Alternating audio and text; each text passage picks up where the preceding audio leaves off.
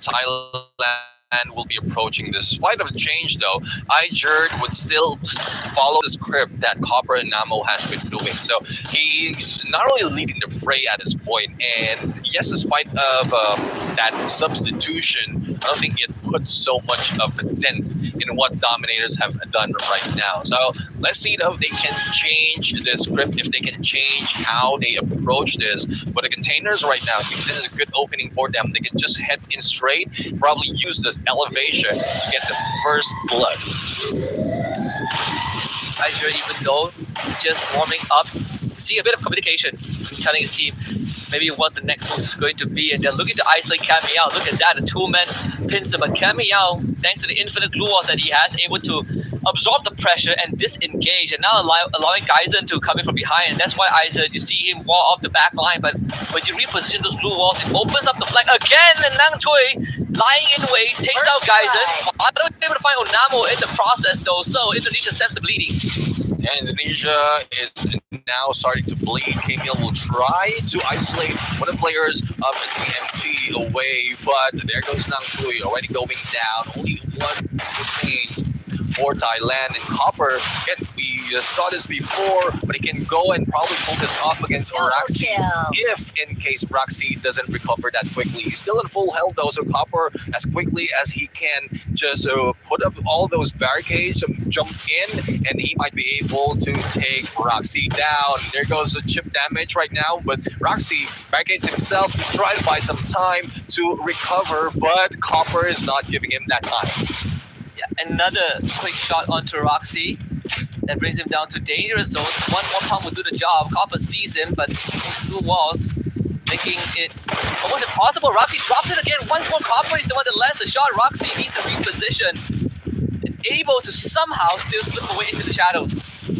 I love the animation that Copper is doing right now. He's putting up all those barricades, and that is his blue wall. So unless he pull up a couple more blue walls, Roxy will need to shoot them down. But I don't think he has any meds on him just yet. Blue will be closing in a bit, and he will be pushed in one corner. And just Copper is just waiting for that moment. Every shot gives a chip damage, and this might be it. This might be it. He's trying to recover, managed to grab a few meds, but Copper will get that point, an equalizer on 1-1. I like the pressure that Copper keeps on putting on every time he finds an opportunity. He gets a shot in and takes away half the health bar of Roxy, so always forcing Roxy to be on the back foot. And that's what's giving Copper so much of that leverage in that round. Could have gone pretty poorly though for Thailand. They got the ambush on the flank, and Indonesia was still able to equalize the score to bring it down to a 1v1. So if that's something that Indonesia can avoid, because at this point there's not so much of space that they can work with in Norik Dam. So they just have to go head on, bang their heads to the wall. The wall would be Thailand, but as you can see, the elevation, Vlado is already into the fray. Became a little bit too late. It's a good thing that Vlado was not shot down. And what they're doing right now is just push Onamo and the rest of the team in an open area so that they can work on the flank, probably go for the first blood. Yeah, Vlado, someone able to push Nang Tui down onto the into the waters. That does give them some room to work with. Vlado now takes an opportunity, runs onto Aijer. Nang Tui finally back on dry land, but Kaimia lying in wait, and it all comes together for Indonesia. Once more Copper left alone, but this time against the full force of the Dominators, they just run him down, and Indonesia mows over round 3. That's one way to do it, though. That's one way to do it.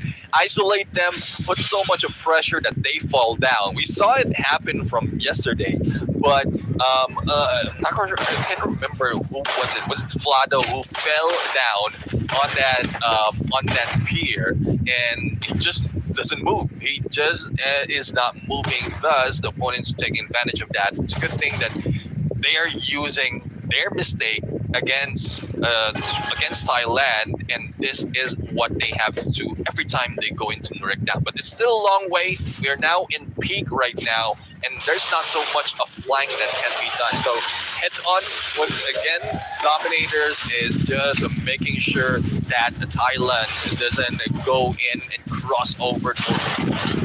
And now Copper will find a change of pace in that first blood onto Fado. Fado will get picked back up very quickly. Some time to heal. Onamo under immense pressure, just trying to play ring around the rosy wall. The infinite blue walls. Roxy on the chase, gets shot in the back, not down just yet. Indonesia putting on the pressure, and Copper gets found. And Indonesia now finds the lead again in his peak area, with Copper being able to stand back up. He needs time and space, and Onamo tries to fight for him. Nang Tui delivers, but they lose IJ in the process. Roxy gets Nang Tui. Indonesia wrestles the lead. Roxy, with all a sliver of health, trying to deal with Onamo, just turns around and brings First down blood. Nang Tui. But Nang Tui will be taken out for Dominators for DMT of Indonesia. There's still a full squad, but they need time to recover, especially for Vlado if they're doing it. Onamo right now, only a few HP, and Vlado hits him hard. Now Copper trying to deal with Gamiel, but Copper doesn't look like the Copper that we used to see from yesterday, or from the early parts of this day as well, because doesn't look that aggressive, that strong, but good thing he was able to go in for the takedown, and Ijer though will be left alone. The pickup has been easily done by Indonesia. Now it's easy 3-2-1 right now, and I say it's easy because of how fast everyone was moving, but definitely if you're a player in that mix, you would have so much difficulty. And you have to thank, Indonesia's preparation for this scenario, right? Like Copper, he definitely, is delivering on his end, but the limitations to what he could bring to the table with how effective Indonesia has been shutting him down and making sure that he doesn't get that. Forcing him to respect Indonesia's movements, right? To get to just run in and draw attention away and do whatever shenanigans he has in mind. 3-1 to Indonesia. At the halfway point, Vlado draws attention away. Onamo forced into a very awkward position with Aija behind it, but Aija now forced to disengage too. Onamo ends up getting taken down. Vlado with enough health bar to get the job done, and Thailand down one man. That was a little risky for Dominators right here. He went in for a two-man going in for the push, and this is what they have to pay for. Kamiel will be traded off, and then Ryzen will be going down. They didn't go in full force against Thailand. And Vlado, as well as Copper, goes down, so we'll be left with a 1v2. If Ijer would be taken down as well, Roxy can put it on a 1v1.